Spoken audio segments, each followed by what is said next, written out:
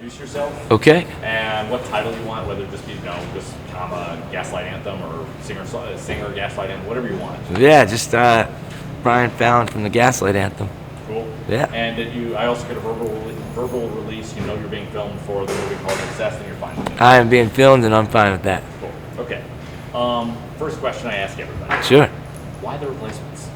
Well, for me, it was strange because I was a kid, about 11 years old, and my mother worked with a woman named Lisa who was younger, like I mean maybe 23, and she just kind of had heard that from my mother that they were friends at work, that I was discovering punk music and things like that, and more interested in that kind of music than anything else that I'd previously been listening to, like whatever was on MTV. And she gave me a cassette tape that had a mix of all this crazy stuff on it. And she was like, this is what you need to listen to if you're going to think about, and it had like Bauhaus and all this other stuff. But then I got these 2 tracks that was, it was Cruella de Vil, the cover of the from 101 Dalmatians, and then it was Unsatisfied. And I heard Unsatisfied, and I just said, well, if that's not my mantra, well, I don't know what is. Like, that's it, That was the thing that I think cut through before The Clash and before all that had come into my mind. That was like a song, specifically that I thought my buddy could have written that song. Like that, that's us. That's everybody, in the world where you're, that just displacement that you feel being that kind of middle class where you're not destitute eating from your hand off the street, but then again, none of your parents had any money either, and you weren't, and that pent-up thing that you get, and just like look me in the eye and tell me that you're satisfied. That was almost me to my parents, or to the world, to anybody that I knew. Like, are you serious? You're satisfied with this? Like this, just nothing happening to you? Getting caught up in the cycle of the middle.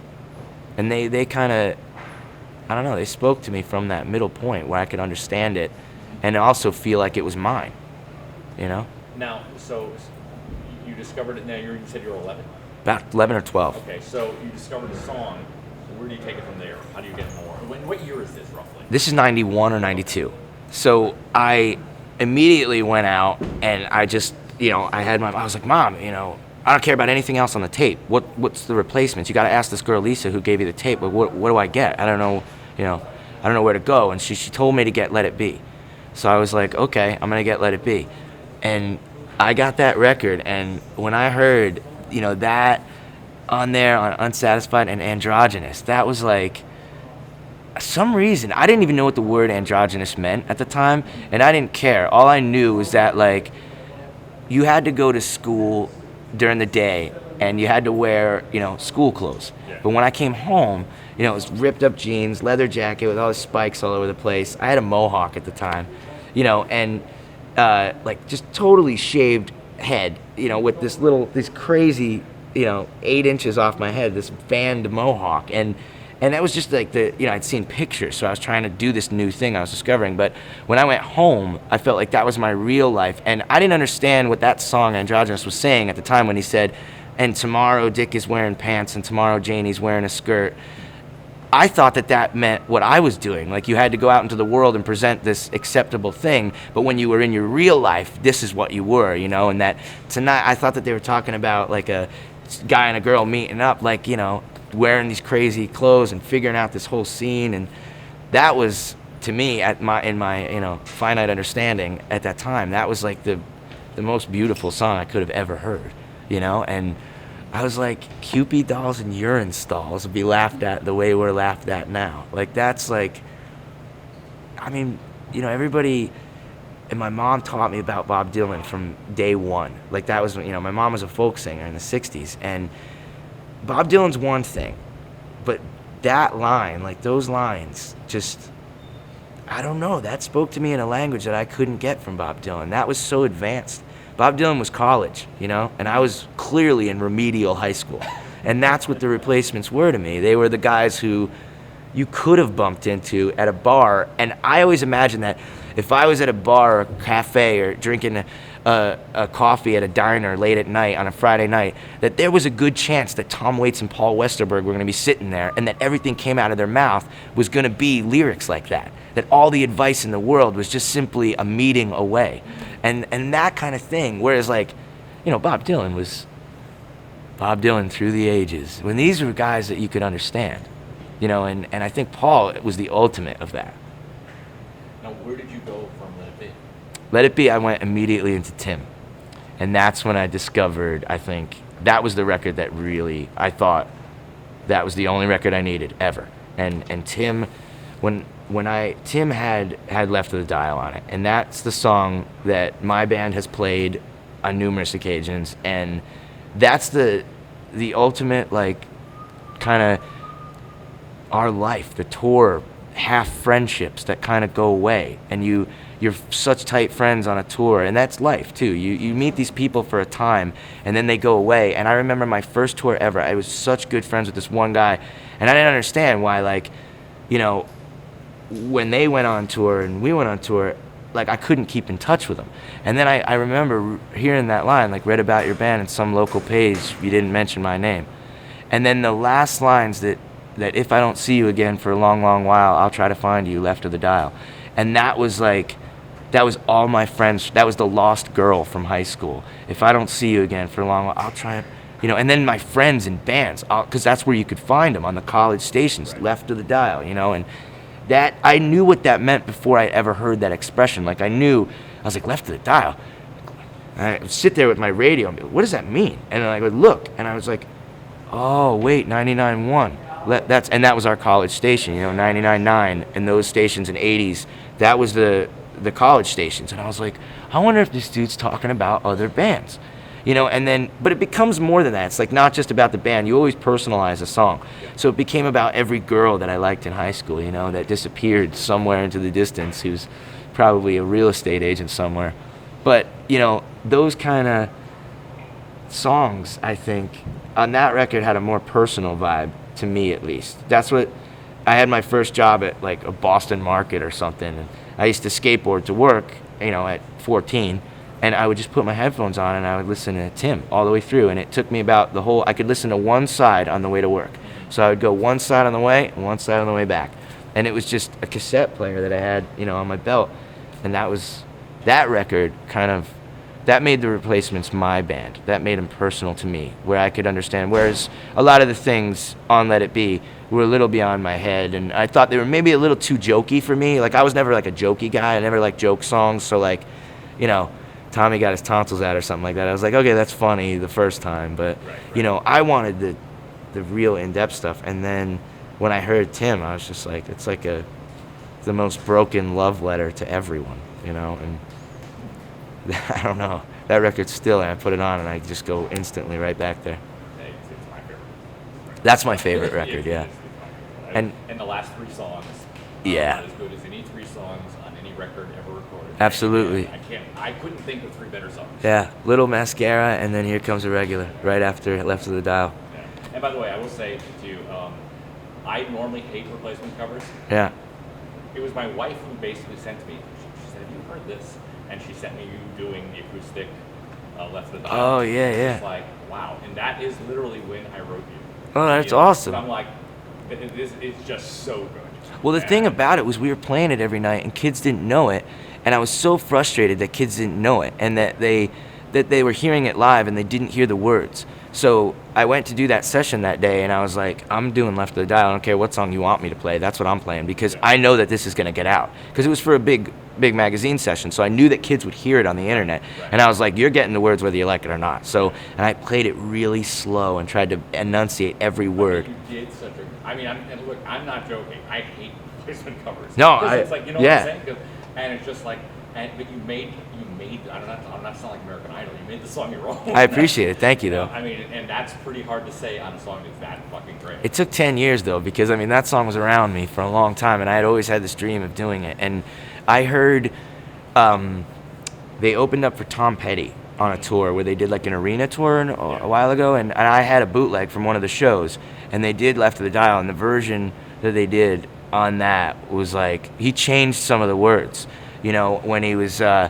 he would say, passing through and it's late. And then he said, instead of saying station's starting to fade, he goes, it's later than you know. And he just starts talking. And I was like, but he goes, and if you're not too tired, then come on, give it a go. And I remembered like those changed lyrics. I was like, that's even better. And this live version, this one thing that I have, it's, I think it's from Connecticut actually. And yeah, it's like when they opened up from Tom Petty in Connecticut. And it was so perfect though. They played so brilliantly. It wasn't like a disaster by any means. It was great. And at the end, he just holds out that, if I don't see you again for a long, long while. And then that part when the drums just hit and he stops and you hear the echo of the arena, for some reason that stuck in my mind like a gunshot. And I was like, this is the version people need to hear. Yeah. So that was the version that I was trying to sing on that acoustic performance. And I wanted people to know those words. Cool. I think you did a good job on it. Thank you. What now? All right, so let's talk about some of the other albums. I mean, yeah. Where did you go from there? Well, I went back. I mean, I got like, Sorry Mom and all that, and I got Stink, and those, I wasn't like that was the funny thing about me is I was never like the cool punk rocker where I liked like the real nasty albums. I never did. I never liked, some of the nastier stuff by like the Clash or the Replacements or anything like that. I liked the songs and the more, structured stuff, and I just, that's the stuff that so I bought those records and I kind of was like, all right, well, this is okay. I'm going to leave this here. I have the records. Maybe I'll go back to them someday. And then I went on and went further into Hootenanny and Pleased to Meet Me. And then I got Don't Tell a Soul. And I don't know if you're, the majority of people are like, oh, I don't know about that record. But I love that record with Aching to Be and all that, Aching to Be is the one song that people love. Yeah. But I'll Be You, like, I think that's great, And All Shook Down, for some reason, I never got. I just stuck. I don't know why. I've always meant to get it, and I'm waiting. Very much like a Westenberg solo record. Yeah. Really good. I mean, lyrically, some beautiful stuff. That's what everyone says, and then people start to tell me, especially as I get older, they're like, "You should get that record." Oh my, absolutely. Like, and I think I'm gonna. Beautiful. Someone Take the Wheel, and I think the title track is amazing. Yeah. Yeah. I gotta get that. Sadly Beautiful, I know. Yeah, from like the different compilations that have come out and things like that and DVDs. But I think when I got Don't Tell a Soul, I was just like, wow, this is like, and then Rock and Roll Ghost, that song, the last track or second to last track, that song was like serious, man. It's kind of about the demise. Yeah. And that's everybody, in one, whether you're successful or not in some aspect. Well, we talked to Matt Wallace, the producer of that. Yeah. And that was not the way the album was supposed to sound. No? It was supposed to have a classic, like Exile on Main Street, you never know when it was recorded kind of rock vibe. Right.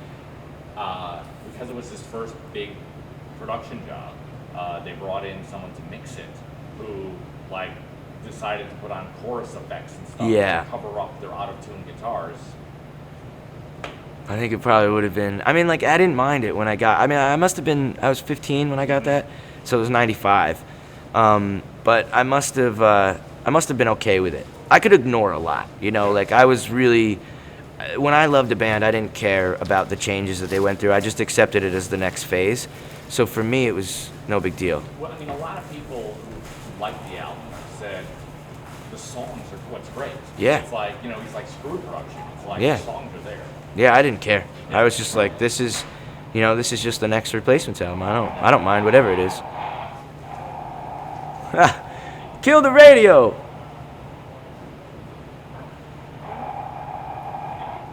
Darth Vader's over there. Danny, turn down the radio. Oh, he's got headphones in. He doesn't hear me. You could just go tap him on the shoulder. He's cool. It's a static.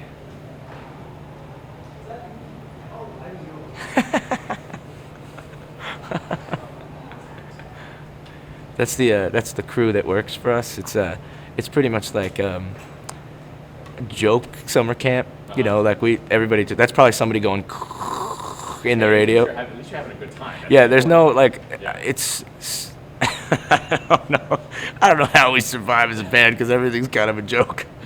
It's not a joke. Take it seriously, but it's just like the guitar's out of tune. Isn't that funny? Instead of like giving him back the guitar, like the tech hands. I'm like, this guitar's out of tune. Check it out. And then we just sit there laughing about it instead of changing it, is what you should do.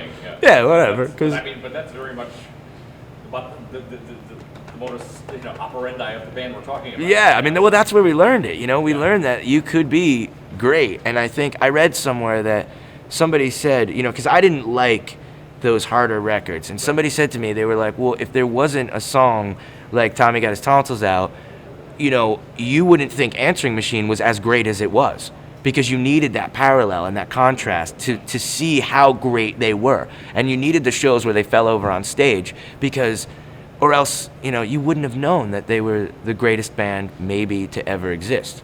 So it's kind of funny that's what brought it out of them. And then once I read that, it was like an aftermath kind of like editorial about them that I read in some magazine, and I was just like, that is so true.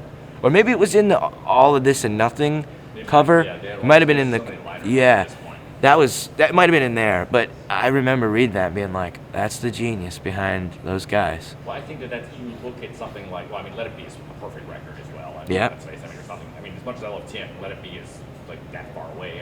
Yeah. And there's, to go from like the jangly REM-ish of, I Will Dare to a freaking Kiss cover. Yeah. Out of tune piano and androgynous for something that's going to break their heart, like Answering Machine or Unsatisfied. Yep. As opposed to like a lot of times it's like, in the 80s you buy I'm going to use a bad example, you buy a record from Journey, every single song sounds exactly like you knew it was a Journey song. Yep. This was 10 different bands. Yeah, you just didn't know what you're going to get. And I love that about them, and it was cool that you could find, all these random songs, and you get, like on Tim, when you have Bastards Are Young, and then you have Here Comes a Regular, and then you mix that in when you make, like, we used to make mixtapes, So I would always make a mixtape, if I was like, if I met a new girl, I would give her a mixtape. That was my smoothest line.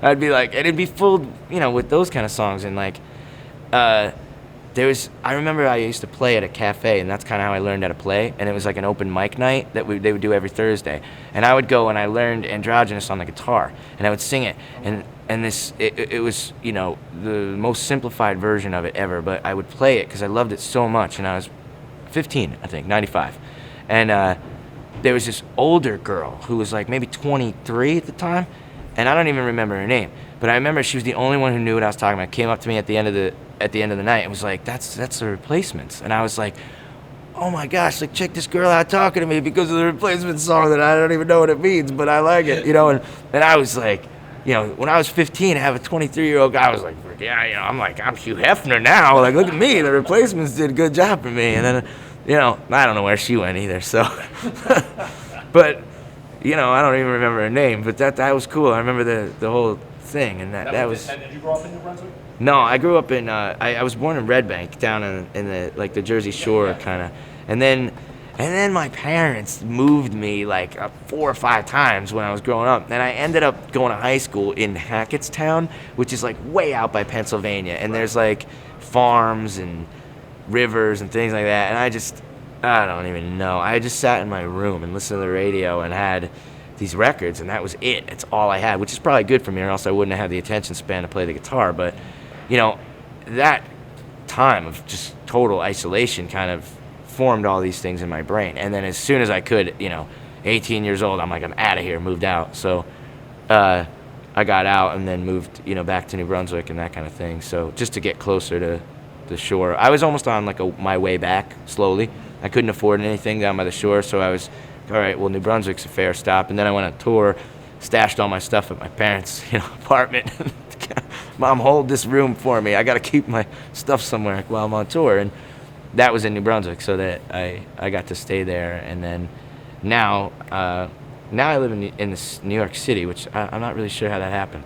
But I'm there, and I don't know what I'm doing there. Gotcha. So I'm kind of on my way back home again, yeah. So New York's cool, but but expensive. It's weird. Yeah, it's totally weird. Yeah, it's a great place, but it's like I lived there in '87. Yeah. Actually, I lived there also in '77. Then it was cool. 77, 'cause I lived in the East Village. Yeah. dangerous then. Well, but dangerous, but see the GBs. Yep. Like freaking Talking Heads or Ramones on a Monday, Tuesday night. Yeah, and you got were the Dead Boys still playing over there then? In '77. Yeah. Or later. So, yeah. Yeah, because that was like the first Sex Pistols. Oh my goodness. Came out. Yeah, I remember walking around the Free Being Records. That's crazy. And literally seeing the Anarchy in the UK single for the first time. Wow. It had just come out. That's like the weird thing about that New York punk rock though, and I would buy any compilation. Anything that had a safety pin or ransom note letters, I would just buy the cassettes. Because I was like, I never heard any of these bands before. And I heard the Dead Boys, and do you remember when they did that Stones cover, Tell Me? That Tell Me About It, coming back to me, got it. It's like an old 50s song. Okay. And that kind of nastiness with the melody, it was almost like that opened the doors to allow bands like the Replacements to come in. So I was like being primed for it as it was happening, and then once I got the Replacements, I just said, well, this is the epitome of all of this. I'm just going to ditch everything else and listen to this. The Dead Boys, that was Captain Sensible.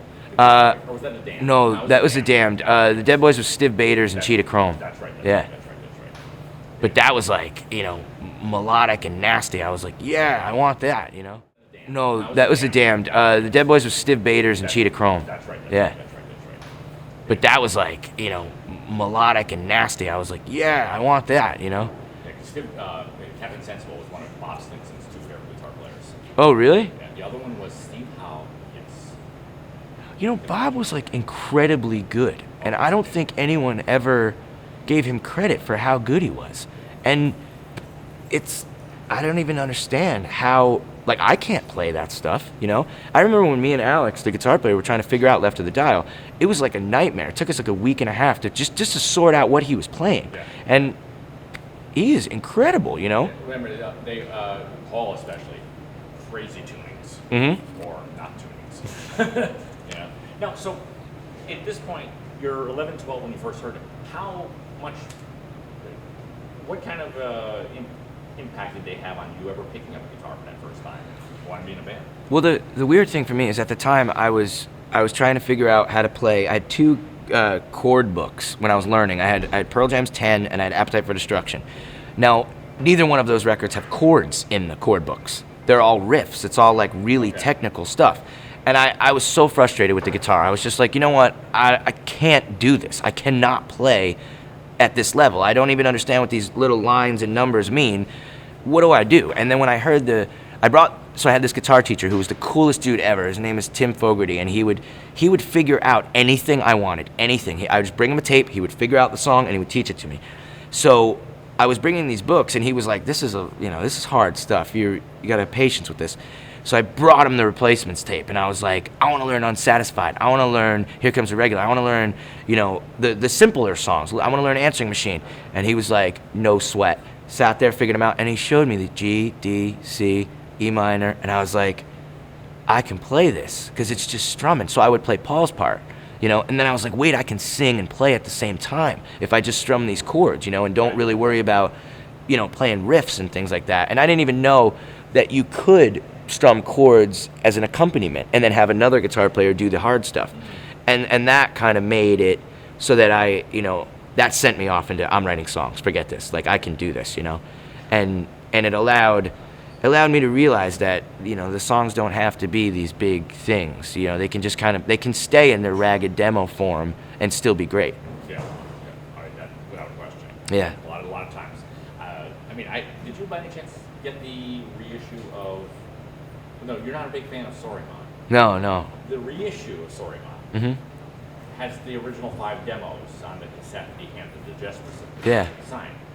They're worth their hearing. Really? Because they're actually less ragged than the versions on Sorry Mom. All right. One of them, you hear it and you go, this could have been a hit at the time on radio. Oh, man. You hear the version that they did, and they completely went lo-fi on it. Yeah. But also, it's worth it. Have you heard If Only You Were Lonely? Yeah. Okay, that's on the reissue. All right, I gotta get that. Beautiful version of it. And it's so clean, clear. Yeah. Sometimes the demos are better. Yeah, honestly. That's cool. But that was what when Matt Wallace was recording, he also produced the first Westbrook solo record. Right. And he thought he had learned enough from them that he had microphones set up everywhere, including the bathroom. Because you never knew when Paul was going to just be sitting somewhere with the guitar and start playing. Yep. That would always be the best version. The first version, yeah. Yeah. See? So yeah, he was very big on always just ready to roll with anything. That's good. That's a good way to do it, I think, especially with a guy like that who, you never know what was going to come out of him. Well, the big thing was a lot of times it's like Paul would play these brilliant parts with these amazing lyrics, and then I'll do it again. And Paul's like, I don't remember what I just said. I don't remember what I just said. Yeah. So that's but again, that was a producer learning. Right. But he was doing his job. Yeah, absolutely. Let's talk a little bit about I mean, everyone in this documentary I'm doing this is a love story for Replacements. Yeah. But we all admit they were really bad about. They were always shooting themselves in the foot. Yeah. Every time success is like, here's Saturday Night Live. Here is. We're in a fist fight. MTV basically allows you at this point to. I mean, the MTV's made REM the bigger band because it's like they did Losing My Religion. Yeah. Great video. It broke them. They won video year.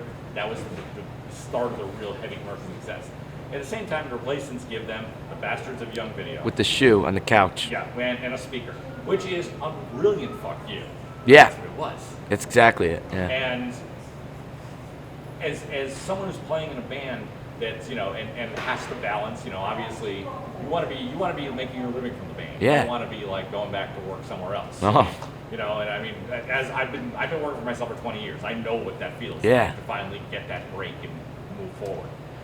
How do you look back and say at what they did? I mean, can you learn from it being in your band, or can you also say you wish they hadn't done that, or was that just the way they were? What's your thoughts on it? I think for me, they always, I think they wanted it and they didn't want it, but I think, the success. But if they would have gotten it, I think that it would have gone all wrong.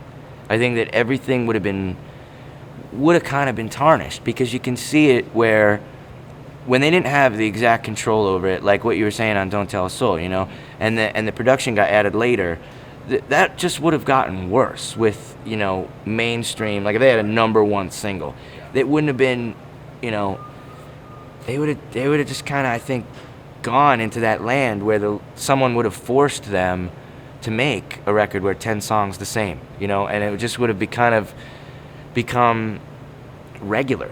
It would have just been like, this is not, because the sporadicness and that moment of like, this is going to be a train wreck or this is going to be brilliant, not knowing, I think that was what made them so special. However, I personally always wished that they did become the biggest band in the world, because I think it could have done a lot for a lot of people.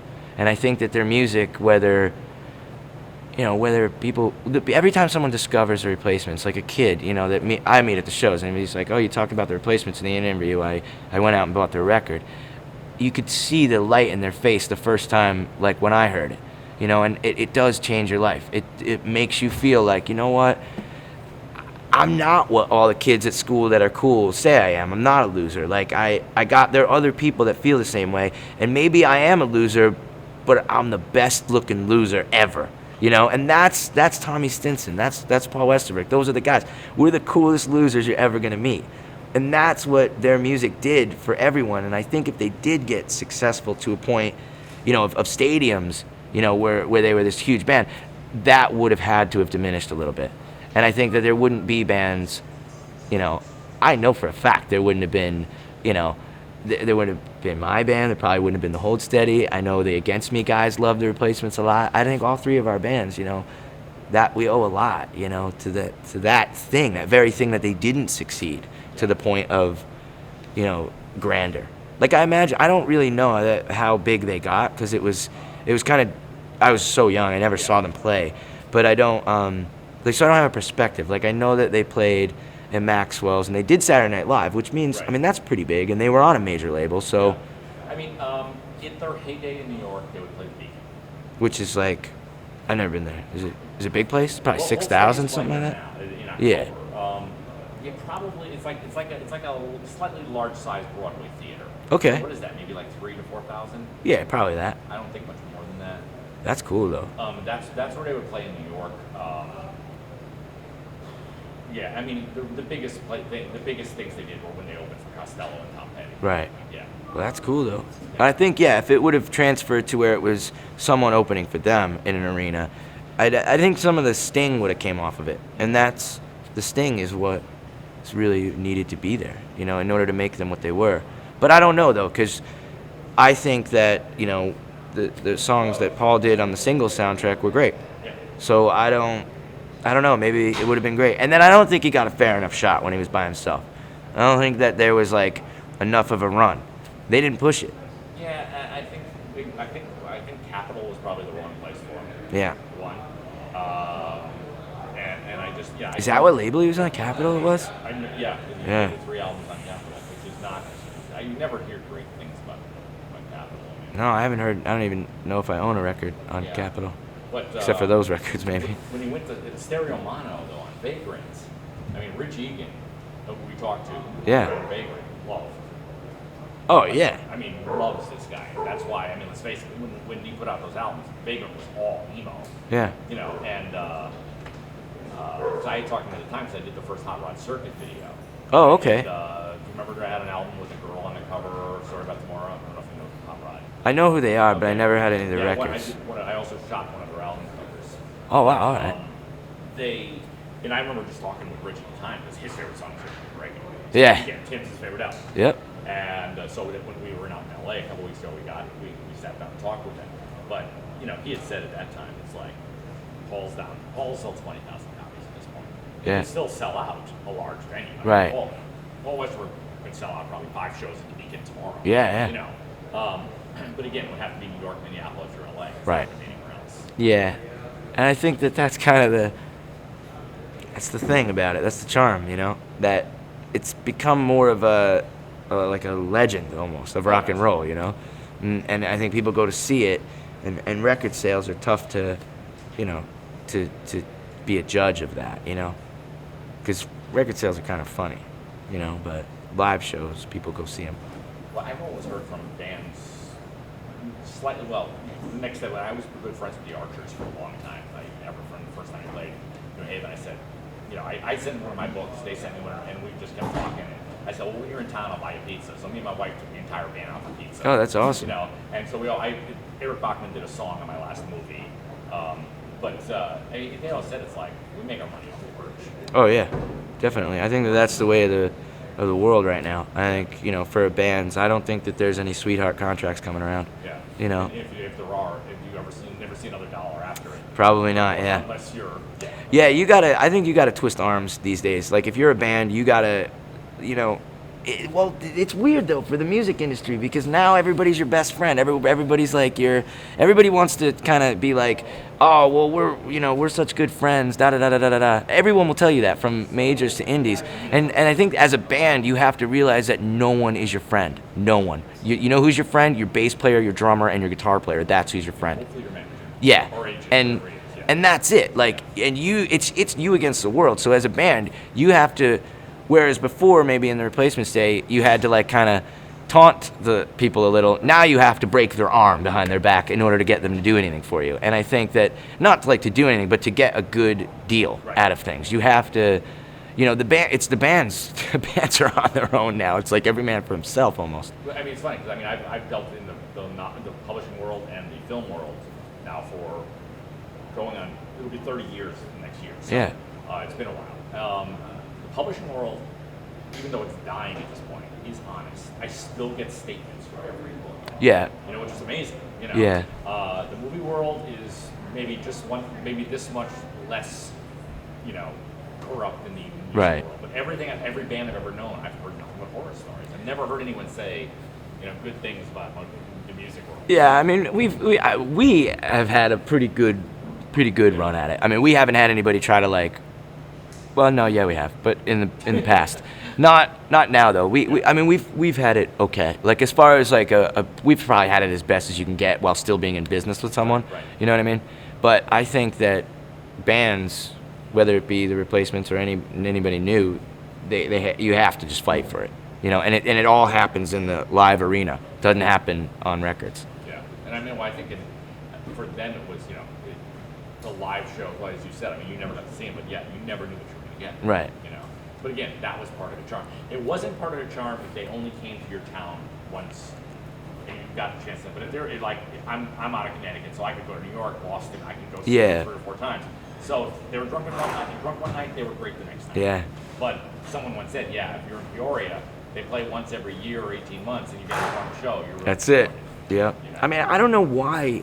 I guess they never, settled down and said, hey, like, let's do this for real. Like, we're great. I don't know who, did they know?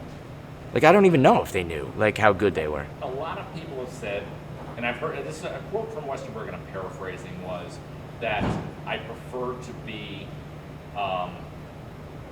really good at being bad as opposed to really bad at being good. And that if I'm going to fail, I want to do it on my own terms and not someone else's. So it was, I think there was that insecurity to just, well, if I just make it fail, I controlled it.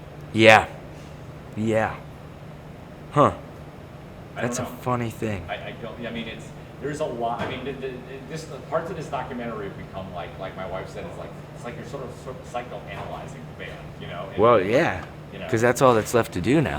Yeah. Is to kind of find out why. Yeah. There's nothing, everything's been said and done, and everybody's left the party. Now we can just sit there and talk about why things happened the way they did. But obviously they had, a major impact on, Yeah.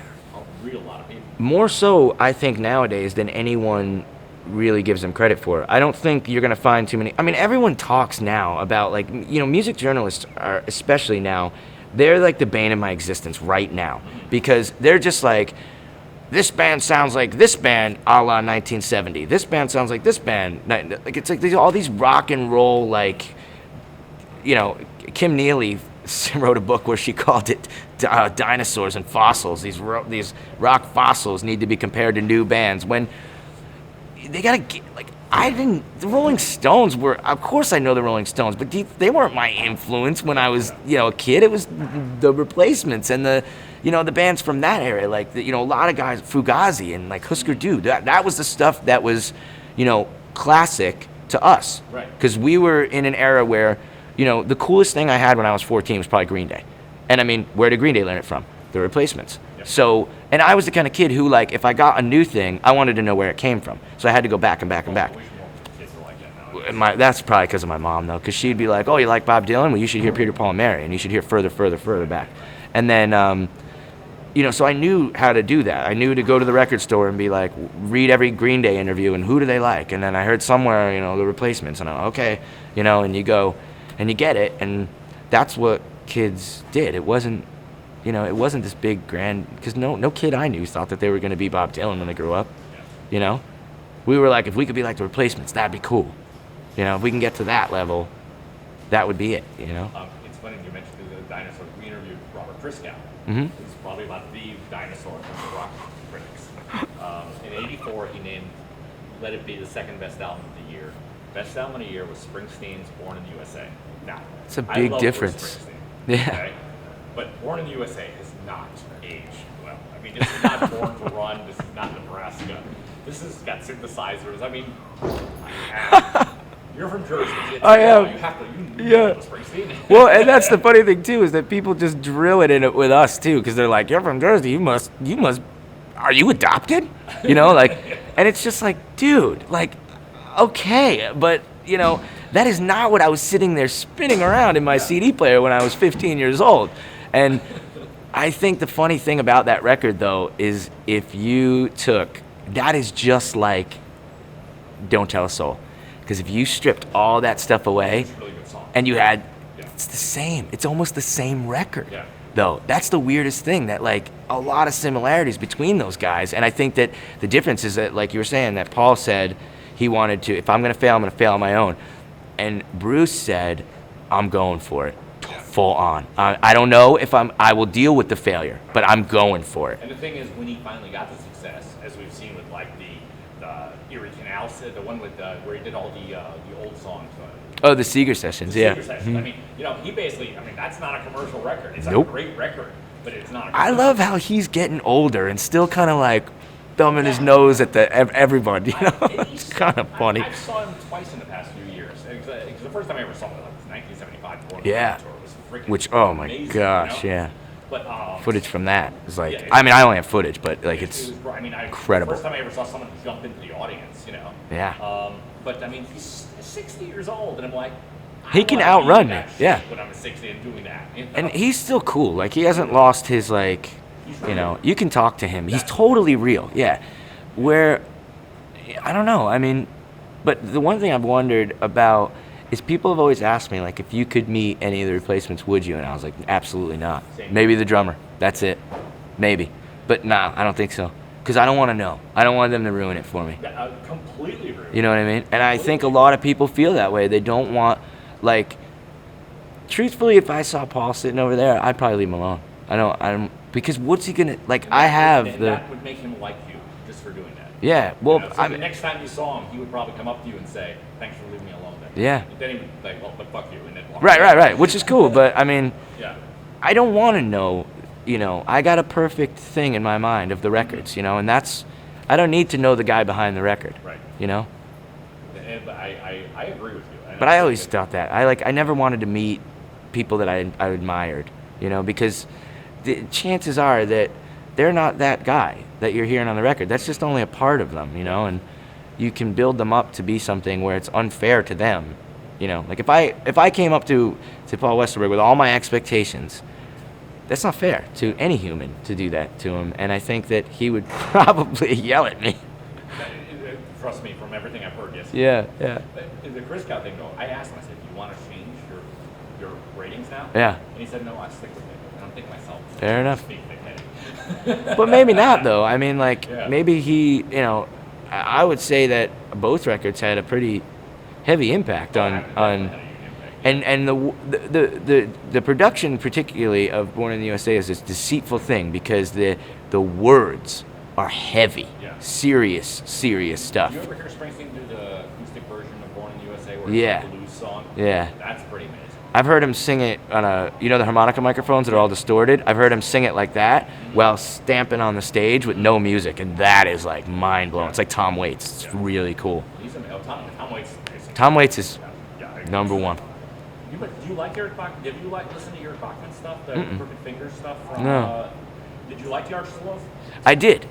Oh, I like that one record, though. That's the record I had. When the band split up, he started a band called Crooked Fingers, which was basically modern day Tom Waits. Somebody just told me to check that band out. The first Crooked Fingers album is one of the best records of the last decade. Huh. It's really great. I gotta check. Somebody just told me that. Like the other day, they're like, you should listen to this band, Crooked Fingers. And that's all they said. And I was like, Crooked Fingers? That's a cool name. Yeah. Yeah, it's really good. I should check that out. Really, really good. Cool. So, okay, now, let's say this is playing South by Southwest probably Yeah. in March. You have an audience of a lot of, 20-year-olds there who think they're cool and all love film. But Yeah. most of them have probably never heard of the Replacements. They might have heard the name. How would you get them to pick up a record for the first time? I would tell them that everything that you like about every modern band that you like right now, you can find in a record called Tim. And maybe you could just get that one instead. That was great. Okay. And I guess then any other thing you would want to say about this band? I would say that, this is the band I think that can teach you to do, there's a lot of people who are like, well, you should really do everything yourself and have your own ideas. But this is the band who's going to teach you, I think, how to do it like that. And you just play as gross and out of tune, but also as beautiful as you want. That's the trick about this band, is they will show you how to be honest with yourself and every grotesque part of it. Grotesque part of it. They can show you how to write a love letter and how to piss off your parents, all in one record, one song. This is the one who'll show you how to do it. Cool. Thank you. Thank you. Yeah, no sweat.